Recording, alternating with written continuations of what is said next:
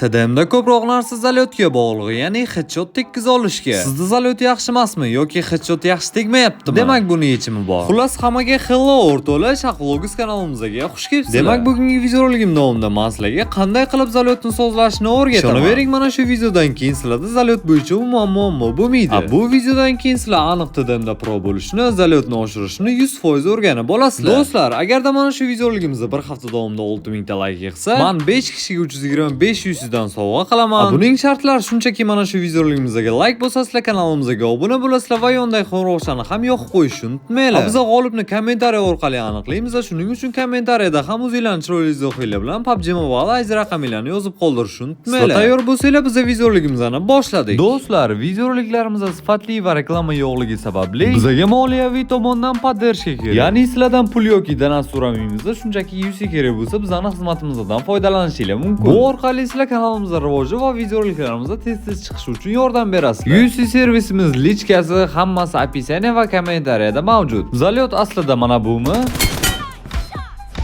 Ayo, menimcha adashdim yoki mana bumi?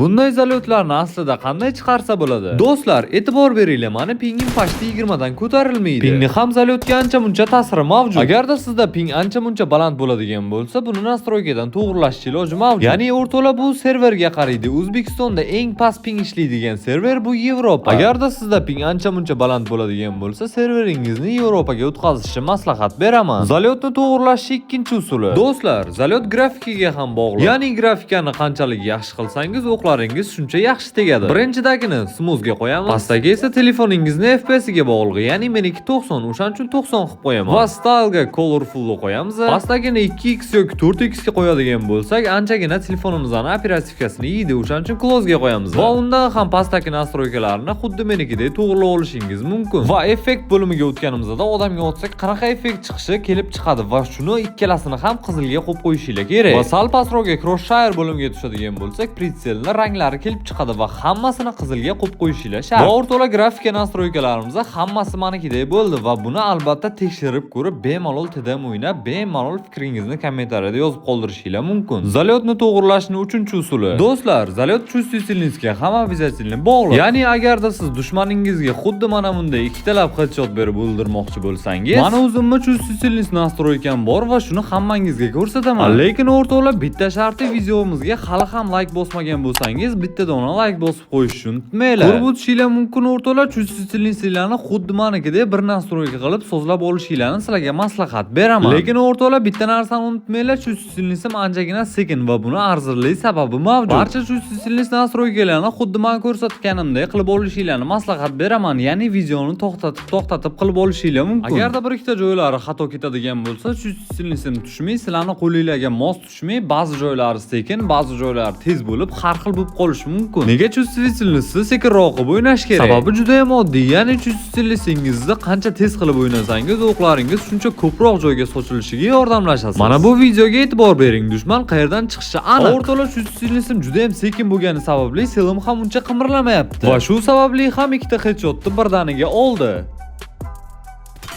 Prosta wow! Albatta sinab ko'rib, videoga like bosishni ham unutmanglar. Zalyotni to'g'rilashning 4-usuli. Do'stlar, TDM paytida zalyotingiz yaxshi bo'lmasa, mana bu yerni bosing. Bu yerni bosib razraботчикларga xabar beramiz va mana bu ikkinchi qatorini bosamiz, ya'ni no damage bo'limini bosamiz. Va mana bu yo'dagi sambit bo'limini bosish orqali biz razraботчикларga mani zalyotim yaxshi emas degan xabarni beramiz. Va shundan so'ng ofitsialniy PUBG Mobile'ning razraботчиклari sizlarning zalyotinglarni ko'rib, agar kamchilik joylari bo'lsa, hammasini to'g'rilab berishadi. Albatta sinab ko'rishni maslahat beraman. Buni ham ancha-muncha foydasi bor. Zalyotni to'g'rilashning 5-usuli. Do'stlar, zalyot mana bu yerdagi selimizga ham ancha-muncha bog'liq. Ya'ni mana shu yerdagi selimiz qanchalik katta bo'lib ketaversa, zalyotimiz 0 ga tushadi. Bu degani o'qlarimiz bitta joyga emas, har xil tarafga sochilib ketaveradi. Lekin o'rtoqlar, ko'pchilik aytadi, mana shu narsani to'g'rilash uchun o'tirib turib otish kerak deydi. O'tirib turib otish bu katta xato. Ya'ni selni kichraytirish uchun bu hech qanaqa yordam bermaydi. Naborot o'rtoqlar, agarda biz o'tirib turib otadigan bo'lsak,